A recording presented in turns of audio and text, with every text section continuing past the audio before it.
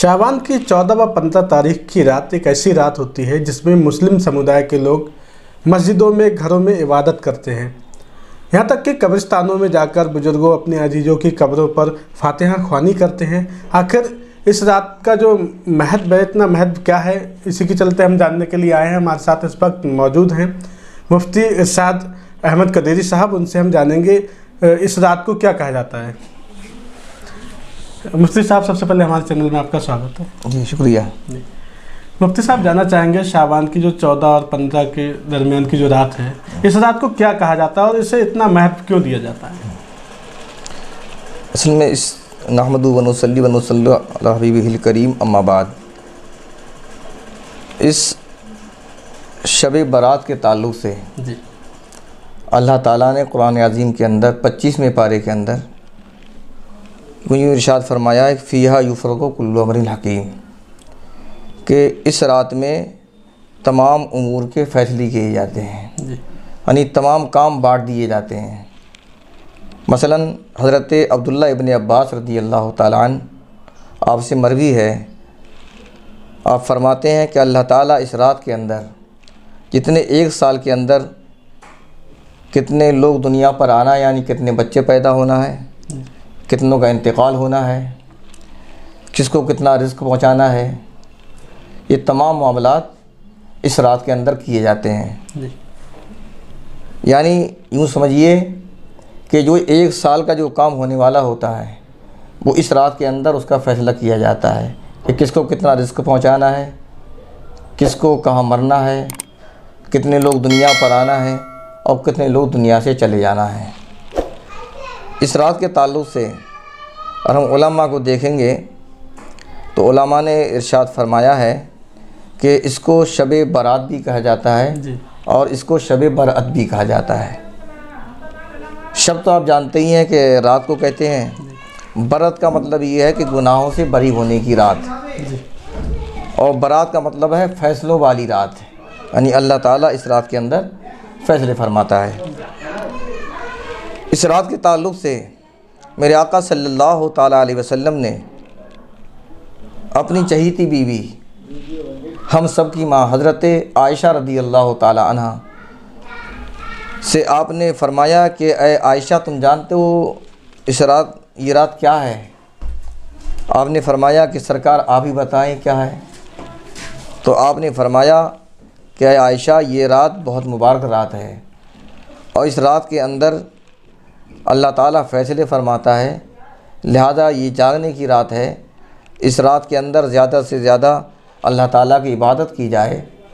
और एक हदीस के अंदर दिया है कि मेरे आका सल्लल्लाहु अलैहि वसल्लम इस रात को आप निकलते थे और बक़ी के मैदान के अंदर, यानी बक़ी कब्रिस्तान में आप तशरीफ़ ले जाते थे जी।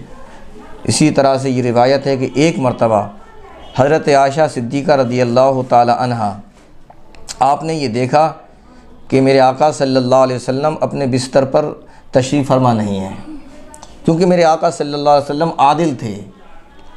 आपकी चंद अज़वाज मुतहरात थीं। वो रात ऐसी रात थी कि ये इस रात में आपकी जो बारी थी हज़रत आयशा रज़ी अल्लाह ताला अन्हा के बिस्तर मुबारक पर थी। तो आपने ये देखा कि आप बिस्तर पर नहीं हैं, लिहाजा मेरे आका सल्लल्लाहु अलैहि वसल्लम को जब बिस्तर पर ना पाया तो हज़रत आयशा सिद्दीक़ा रज़ी अल्लाह ताला अन्हा उठी और उठने के साथ चल दी कि मेरे आका किधर तशरीफ़ ले गए हैं।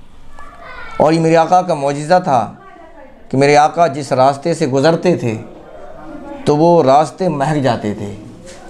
उस खुशबू के ज़रिए से हज़रत आयशा सिद्दीक़ा रज़ी अल्लाह ताला अन्हा जब गईं तो ये देखा कि आप बक़ी के मैदान के अंदर, यानी कब्रिस्तान के अंदर आप लोगों के लिए दुआए मग़फ़िरत फरमा रहे हैं। लिहाजा इससे ये साबित होता है कि तमाम लोगों को कब्रिस्तान के अंदर जाने के लिए, अपने लोगों के साथ मामलात करने के लिए जाना चाहिए और उनके लिए दुआए मग़फ़िरत करना चाहिए, क्योंकि ये सुन्नत है। ये मेरे आका तशरीफ़ ले गए हैं तो हमें भी जाना चाहिए, दुआए मग़फ़िरत करना चाहिए, अपने लोगों को याद करना चाहिए, उनसे उनके लिए दुआए मग़फ़िरत करना चाहिए, क्योंकि जो इसके लिए दुआएं की जाती हैं तो अल्लाह ताला उसके ज़रिए से उनके अज़ाब के अंदर तख़फ़ीफ़ फरमाता है।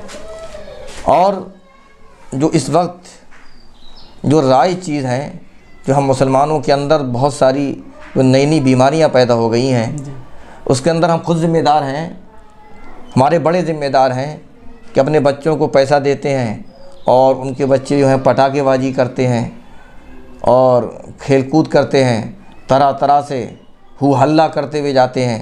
ये तमाम चीज़ें, इन चीज़ को शरीयत भी पसंद नहीं फरमाती है और इसको अल्लाह उसके रसूल सल्लल्लाहु अलैहि वसल्लम भी पसंद नहीं फरमाते हैं। लिहाजा ऐसी चीज़ों से बचना चाहिए, ऐसी चीज़ों से इज्तिनाब करना चाहिए। जो इस्लाम का जो तरीक़ा है उसकी हद के अंदर रहना चाहिए और जो उसकी हद के अंदर रहता है वही मोमिन कामयाब है। अल्लाह ने हदें कायम कर दी हैं, तिलका हुदूदुल्लाह व मन यतअद्दा हुदूदल्लाह फउलाइका हुमुज़ ज़ालिमून। ये अल्लाह की हदें हैं, तो इन हदों से तजावुज़ करता है वो ज़ालिमों में से है। लिहाजा ज़ालिम ना बनना चाहिए। इस रात के अंदर ज़्यादा से ज़्यादा इबादत करनी चाहिए और अपने लोगों के लिए दुआए मग़फ़िरत करना चाहिए और हो सके अल्लाह तौफ़ीक़ अता फ़रमाए। तो इस 15वीं शब, यानी आपका जो सवाल था ये कौन सी रात है, तो ये 14 तारीख़ और 15वीं शब, इस रात के ताल्लुक़ से तफ़सीर जलालैन के अंदर भी आया है कि यही रात है। हज़रत अब्दुल्लाह इब्न अब्बास से भी रिवायत है कि 15वीं ही शब है। लिहाजा इस शब के अंदर इबादत की जाए और सहरी कर लेना चाहिए और 15 तारीख़ को रोज़ा भी रखना चाहिए। ये रोज़ा मुस्तहब है, ये फ़र्ज़ या सुन्नत नहीं है बल्कि मुस्तहब है। मुस्तहब का मतलब ये होता है कि सवाब की नीयत से। लिहाजा आप रखेंगे तो उसका सवाब होगा और नहीं रखेंगे तो उसका कोई आपका मुआख़ज़ा नहीं है, कोई पकड़ नहीं है। 14 तारीख में जैसा कि मुस्लिम समुदाय के घरों में जो है पकवान बनता है, उसमें हलवा को जो है ज़्यादा महत्व दिया गया, ये क्या है? हलवे के ताल्लुक़ से यह है कि लोग बनाते हैं, खाते हैं, लेकिन ज़्यादा इसका जो है जो अरब शरीयत के अंदर देखेंगे तो ये कोई ज़रूरी नहीं है कि सिर्फ हलवा ही पकाना चाहिए। ये लोगों के ख़यालात हैं। बहुत सारी इस्लाम के अंदर ऐसी चीज़ें पैदा हो गई हैं, राज हो गई हैं कि कुछ लोगों का ख़्याल ये है कि हज़रत जो सरकार दो आलम सल्लल्लाहु अलैहि वसल्लम के एक चहीते, एक ग़ुलाम थे जिनको हज़रत उवैस करनी रज़ी अल्लाह तआला अन्हु कहा जाता है।